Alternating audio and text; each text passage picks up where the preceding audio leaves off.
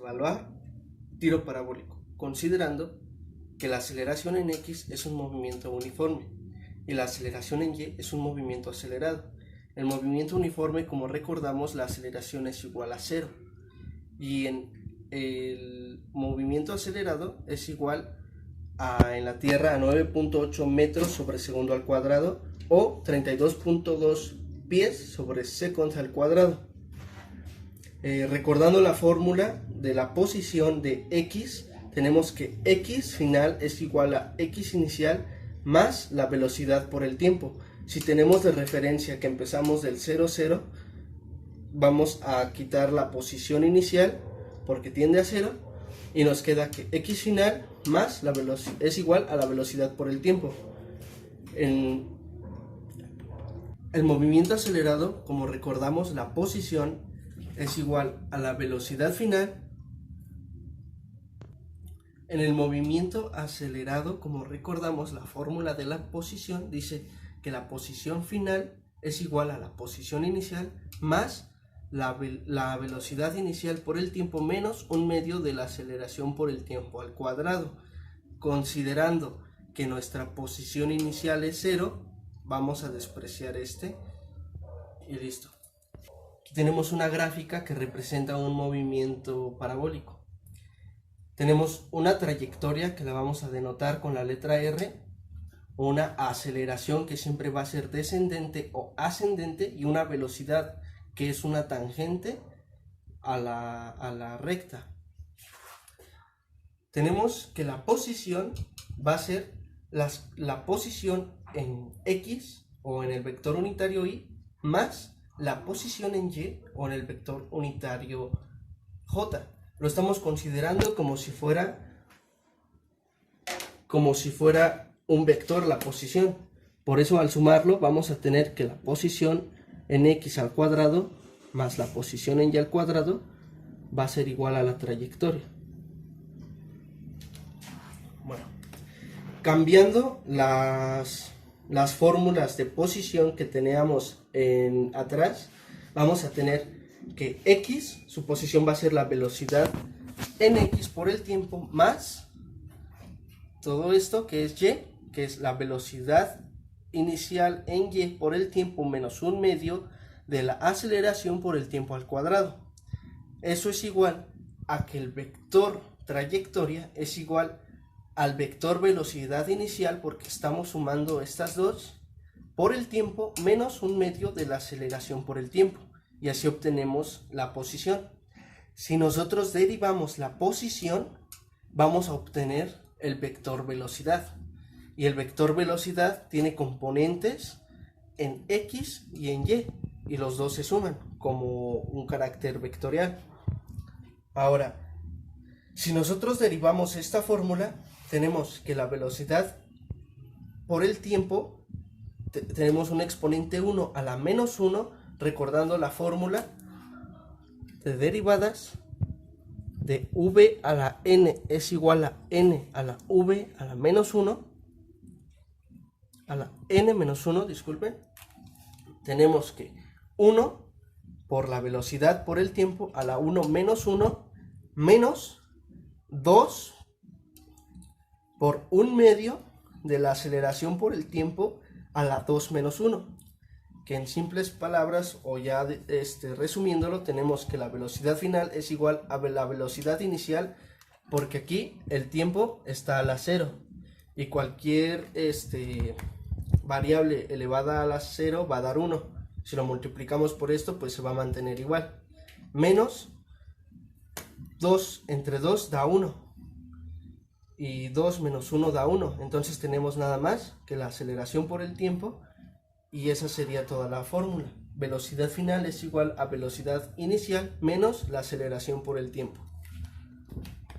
Tenemos un ejemplo de un movimiento parabólico, conociendo que la posición en X está en función del tiempo y la posición en Y al cuadrado es igual a 4 veces la posición en X. Nos pide determinar el vector velocidad, el vector aceleración, cuando el tiempo es igual a 0.5 segundos. aquí sabemos que la derivada de la trayectoria es igual a la velocidad, y la derivada de la velocidad es la aceleración o la segunda derivada de la trayectoria. Procedemos a resolver. Si conocemos que la trayectoria de x es igual a 4 veces el tiempo a la cuarta, pasamos a derivarlo y nos da con la fórmula 16t al cubo. Sustituyendo 0.5 segundos tenemos un valor de 2 metros sobre segundo. Tenemos la velocidad en x. Ahora sabemos que la posición en x al cuadrado es igual a 4 veces x. Si x es igual a 4 veces el tiempo a la cuarta, pasamos a resolver esta ecuación y tenemos que la trayectoria en y va a ser igual a 4 veces el tiempo al cuadrado. Sabiendo que su derivada va a ser la velocidad, procedemos a derivar con la fórmula y nos da 8 veces el tiempo, la fórmula. Sustituyendo el tiempo por 0.5 segundos, tenemos que la velocidad en y es de 4 metros sobre segundo. Ahora, como es una suma vectorial de velocidades, procedemos a sumarlo y tenemos que la raíz de 2 metros sobre segundo al cuadrado más 4 metros sobre segundo al cuadrado es igual a 4.47 metros sobre segundo. Es la primera incógnita. Ahora, conociendo que la primera derivada de la velocidad de x es igual a la aceleración en x, entonces pasamos a derivar esta fórmula, que nos daría 48 por t al cuadrado. Eso nos da un valor de 12 metros sobre segundo al cuadrado. Ahora, conociendo que la derivada de la velocidad en y es la aceleración en y, procedemos a derivar la fórmula de la velocidad de y, que es 8 veces el tiempo, que es simplemente 8 metros sobre segundo al cuadrado.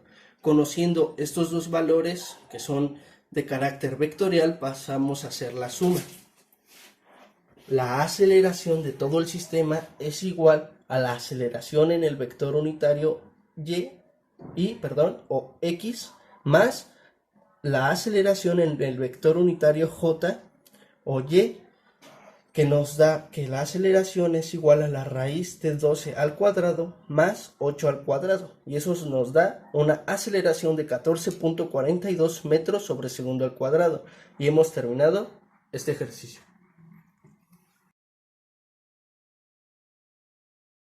Movimiento circular uniforme. El movimiento circular uniforme se caracteriza porque un cuerpo realiza una trayectoria en círculo, como este objeto que presentamos aquí. En un mismo punto se va realizando la trayectoria y genera un círculo. Del mismo modo como el ejemplo que tenemos a continuación, es una esfera que realiza una trayectoria de manera circular en un punto central, el cual se caracteriza porque realiza el mismo tiempo de el tramo AB al tramo BC.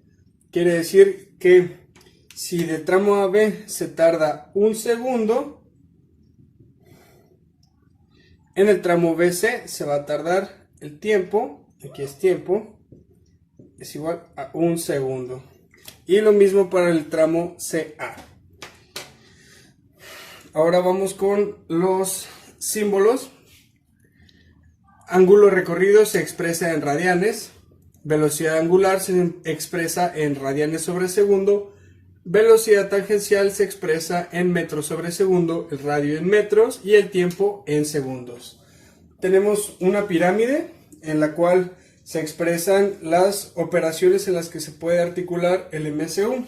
Si queremos encontrar el ángulo recorrido, tenemos que multiplicar la velocidad angular por el tiempo. Si queremos sacar la velocidad tangencial, tenemos que multiplicar la velocidad angular por el radio. La aceleración es igual a la velocidad tangencial al cuadrado sobre el radio, que esto es igual a la velocidad angular al cuadrado por el radio. En este ejemplo tenemos que En el siguiente ejemplo tenemos que un cuerpo gira con MCU de 1080 grados en 15 segundos. Tenemos que encontrar su velocidad angular. Es decir, si volvemos a la pirámide, tenemos que tapar la velocidad angular y nos queda ángulo recorrido sobre tiempo. Quiere decir que si tenemos un tiempo de 15 segundos, el ángulo recorrido es igual a 1080 grados por 2 pi radianes sobre 360. Esto nos da como resultado 6 pi radianes. Quiere decir que el ángulo recorrido es igual a 6 pi radianes. El tiempo 15 segundos y tenemos que encontrar la velocidad angular. Como ya dijimos anteriormente, por lo tanto la velocidad angular es igual al ángulo recorrido sobre el tiempo, como lo habíamos explicado anteriormente. Y esto se expresa en 6 pi radianes sobre 15 segundos. Vamos a sacar tercia de 6 es igual a 2, tercia de 15 es igual a 5 y nos queda entonces que la velocidad angular es igual a 2/5 pi radianes sobre segundos, que en velocidad angular nos queda radianes sobre segundo, así que el ejercicio está bien.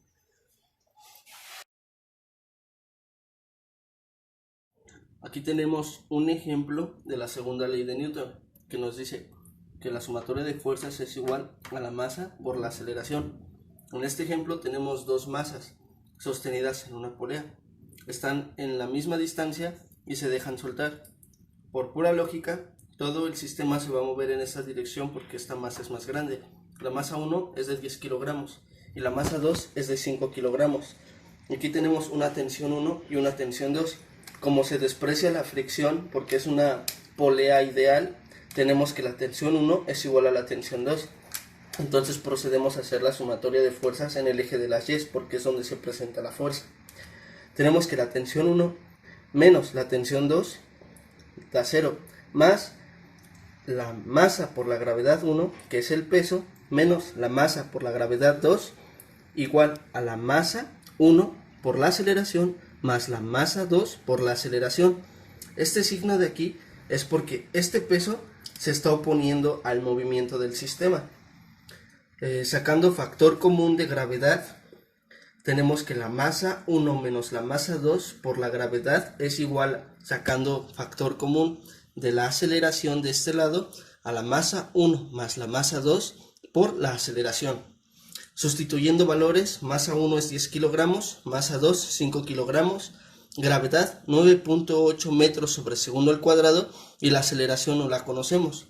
Resolviendo esto tenemos que 5 kilogramos por 9.8 metros sobre segundo al cuadrado es igual a 15 kilogramos por la aceleración. Resolviendo esto tenemos que 49 kilogramos por metro sobre segundo cuadrado es igual a 15 kilogramos por aceleración. Pasando el 15 kilogramos a dividir a 49 newtons, tenemos que 49 kilogramos sobre segundo al cuadrado entre 15 kilogramos es igual a la aceleración. Se elimina kilogramos con kilogramos y eso nos da una aceleración de 3.66 metros sobre segundo cuadrado. Aplicación de la segunda ley de Newton. Leyes de Newton. Primera ley de Newton, ley de la inercia. Un cuerpo permanece en reposo o se mueve con velocidad constante si sobre él actúa una fuerza resultante igual a 0. Esta ley nos explica que si tenemos una masa que está siendo empujada por una fuerza, tiene que ser empujada del lado contrario con una fuerza de la misma magnitud para que la suma de las fuerzas sea igual a 0. En este ejemplo tenemos que esta masa está siendo movida por un cuerpo que ejerce una fuerza de 20 newtons hacia la derecha. Y tenemos del otro lado un cuerpo que está ejerciendo la misma fuerza hacia el lado izquierdo con una magnitud X. Quiere decir que si esta está siendo empujada por 20 newtons, la fuerza en sentido contrario tendría que ser igual para que las sumas de las fuerzas dé igual a 0. Ok, segunda ley de la fuerza. Pausa. Segunda ley de Newton, la ley de la fuerza. Un cuerpo sometido a una fuerza distinta a 0 tiene una aceleración en el mismo sentido de la fuerza y su módulo es aceleración es igual a fuerza sobre masa y la fuerza es igual a la masa por la aceleración. En este ejemplo tenemos que esta masa está siendo acelerada por un cuerpo que ejerce 20 newtons hacia la derecha. Es decir, que se está acelerando y su fuerza es diferente a cero, así que es una ley de la fuerza. Ya, güey. Tercera ley de Newton, ley del principio de acción y reacción. Si dos cuerpos A y B interactúan, a la acción se opone una reacción de B, misma dirección e intensidad, pero en sentido opuesto.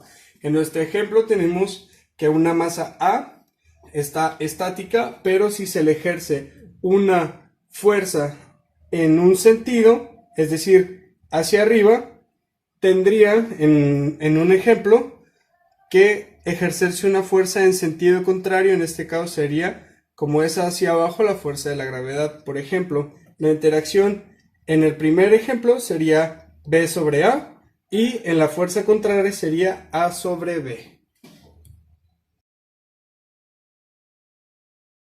Y potencia. El trabajo es el producto punto de la fuerza por la distancia. Recordando, el producto punto es un vector proyectado en otro y es una magnitud escalar.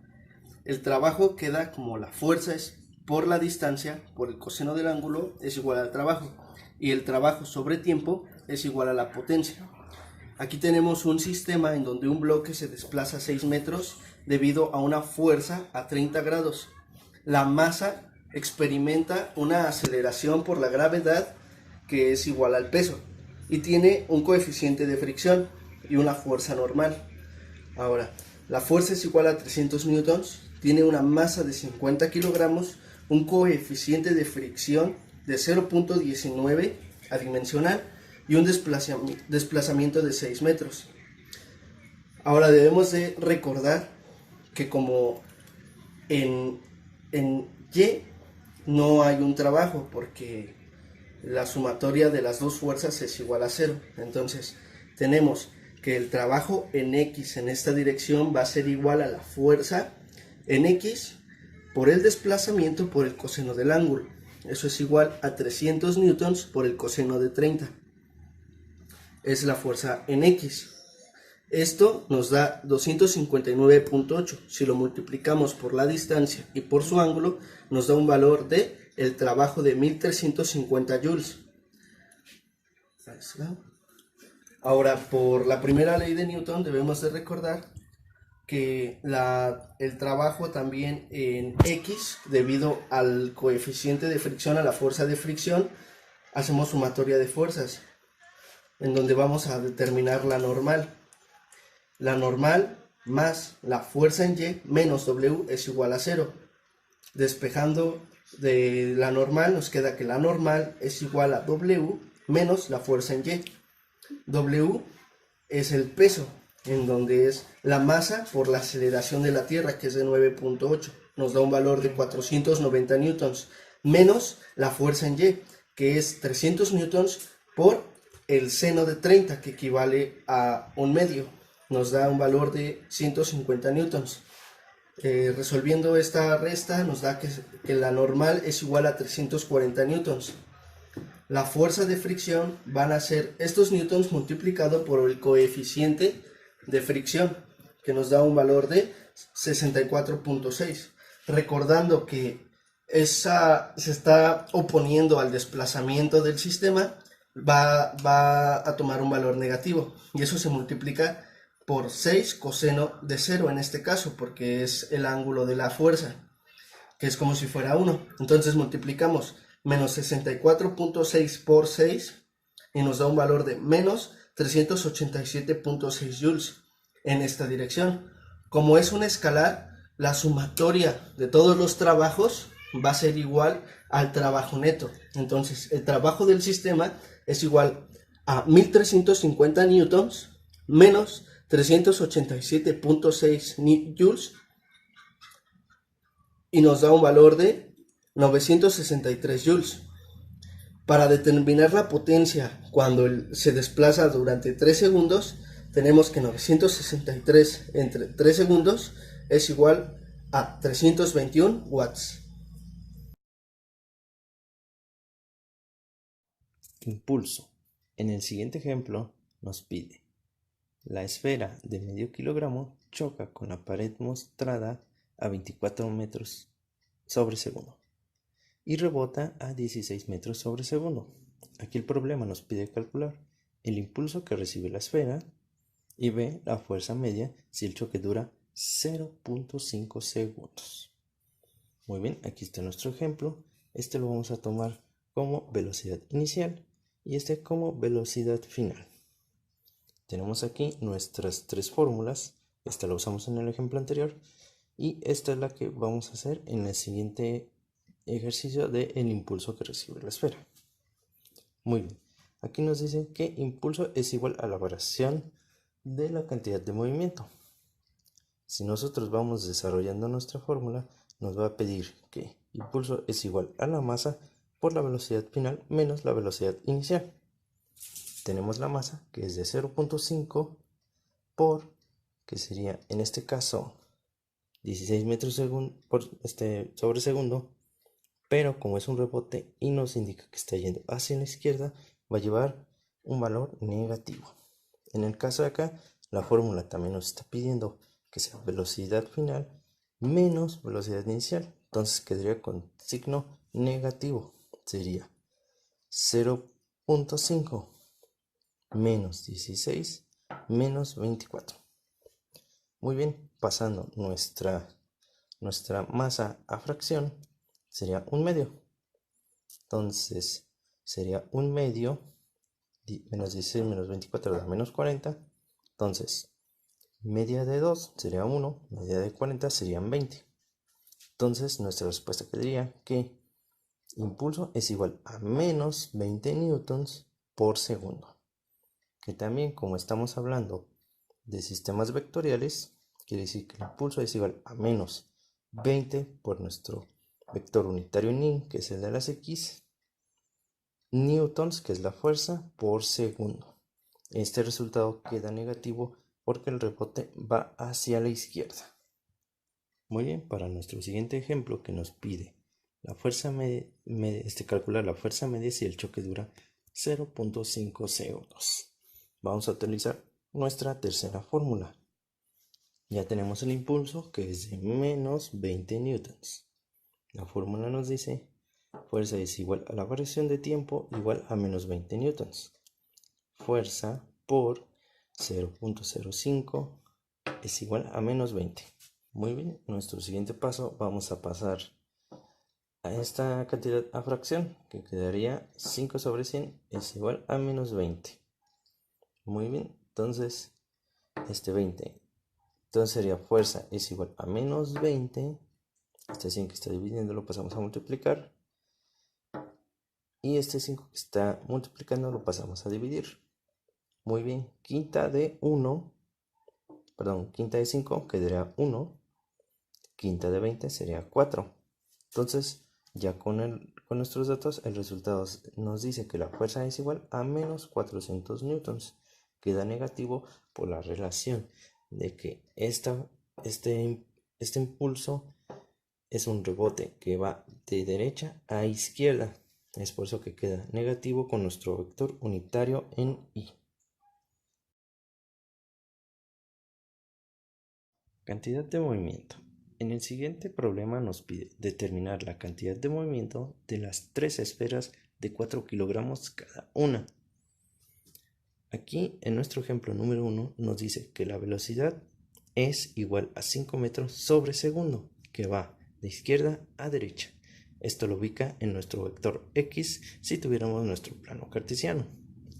Muy bien, la fórmula nos dice que cantidad de movimiento es igual a la masa por nuestro vector de aceleración. Con los datos de nuestro problema nos dice que la cantidad de movimiento es igual a 4 kilogramos, que sería la masa, por nuestro vector velocidad, que sería 5. Esto, como sabemos que está en nuestro eje de las X, lo ponemos con nuestro vector unitario Y. Esto nos da como resultado que la cantidad de movimiento es igual a 20 nuestro vector unitario en kilogramos por metro sobre segundo. Muy bien, en nuestro segundo ejemplo tenemos los mismos datos, 4 kilogramos y 5 metros sobre segundo de velocidad. La misma fórmula. Aquí, cantidad de movimiento es igual a 4 kilogramos de la masa por 5 metros sobre segundo de nuestro vector velocidad. Pero aquí nos indica que esta velocidad va hacia arriba. Esta la indica como nuestro vector unitario en J, ya que sería nuestro vector en Y. Como resultado nos da que la cantidad de movimiento es igual a 20 en nuestro vector unitario en J, kilogramos por metro sobre segundo. Muy bien, en nuestro tercer ejemplo tenemos que aquí hay una velocidad de 5 metros sobre segundos, pero esta no va ni en dirección a nuestro vector X ni a nuestro vector Y, sino que tiene un ángulo de 37 grados, que es el que vamos a determinar. Para esta fórmula tenemos que plantear nuestro plano cartesiano y hacer las siguientes fórmulas. Aquí tenemos que multiplicar nuestra velocidad, que es de 5 metros sobre segundo, por el seno de 37, que sería velocidad en Y es igual a 5 por 3 quintos, los quintos se eliminan y nos quedaría que la velocidad en Y es igual a 3 metros sobre segundo. En el caso de la Y hacemos lo mismo, velocidad en X es igual a 5 por el coseno de 37, que eso nos quedaría, nuestra velocidad en X es igual a 5 por 4 quintos, se eliminan y nos queda que sería igual a 4 metros sobre segundos. Nuestra fórmula, como dice, cantidad de movimiento es igual a la masa por nuestro vector de velocidad. Quedaría cantidad de movimiento es igual a la masa de 4 kilogramos por la velocidad. Aquí los datos que tenemos es 4 por nuestro vector unitario en Y más 3 en nuestro vector unitario J. Estas se multiplican. 4 por 4, 16 en nuestro vector unitario Y, más 4 por 3, 12 en nuestro vector unitario J. Este sería nuestro resultado, que sería cantidad de movimiento es igual a 16 por nuestro vector unitario en Y, más 12 en nuestro vector unitario J, kilogramos por metro sobre segundo. Elástico. El choque elástico nos dice que la suma de las energías cinéticas debido a la masa 1 y a la masa 2 iniciales va a ser igual a la suma de las energías cinéticas finales debido a la masa 1 y a la masa 2. Tenemos que la energía cinética es igual a un medio de la masa por la velocidad al cuadrado. Un choque en elástico va a ser que la suma de las energías cinéticas iniciales debido a la masa 1 y la masa 2 va a ser diferente, mayor o menor, a la suma de las energías cinéticas finales debido a la masa 1 y a la masa 2. Aquí tenemos un ejemplo. Tenemos una masa 1 que va a cierta velocidad y una masa 2 que está en estado de reposo. Al momento de colisionar, la masa 1 se mueve en esta dirección y la masa 2 se mueve en esta dirección, suponiendo que la masa 1 vale 0.5 kilogramos y la masa 2 vale 0.8 kilogramos.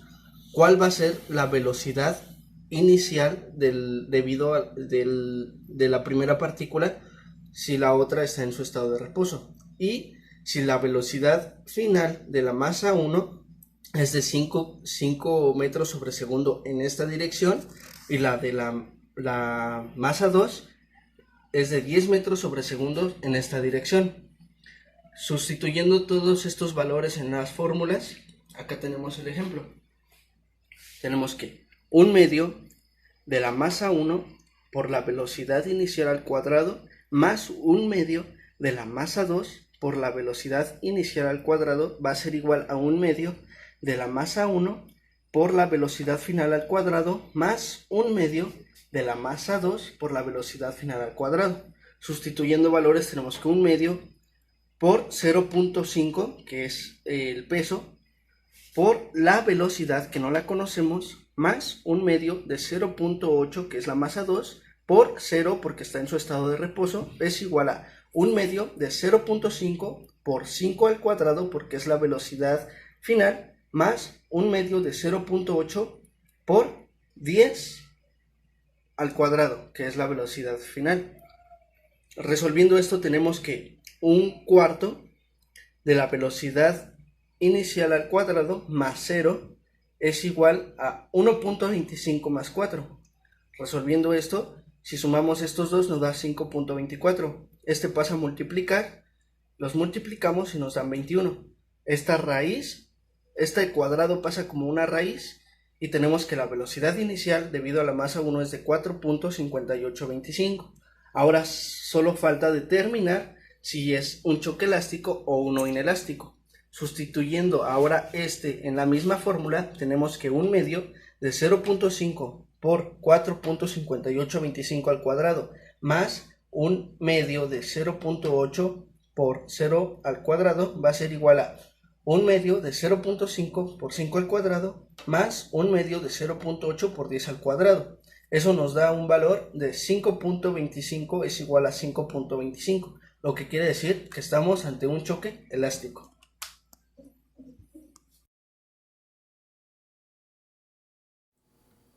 Momento de inercia. El momento de inercia refiere a la oposición de girar de una masa que está a una distancia respecto a un eje o un punto de referencia. Cuando se le aplica una fuerza constante, la aceleración va a ser constante. En el caso de una aceleración constante, calculamos el momento de inercia con la masa multiplicado por la distancia al cuadrado. Cuando tenemos más de un momento de inercia, se hace una sumatoria de momentos de inercia. Aquí tenemos un ejemplo en donde tenemos 3 partículas con 3 masas de la misma magnitud a una distancia de 4 metros cada una. Haciendo la sumatoria de momentos de inercia, tenemos que la masa 1 por la distancia al cuadrado más la masa 2 por la distancia al cuadrado más la masa 3 por la distancia al cuadrado, todo esto se va a denotar en kilogramos por metros cuadrados. Haciendo la suma de estas 3, tenemos que 3 veces la masa por la distancia al cuadrado, sustituyendo los valores de masa y de distancia, tenemos que 3 por 2 por 4 al cuadrado, todo eso en kilogramos por metro al cuadrado, va a ser igual a 64 kilogramos por metros al cuadrado.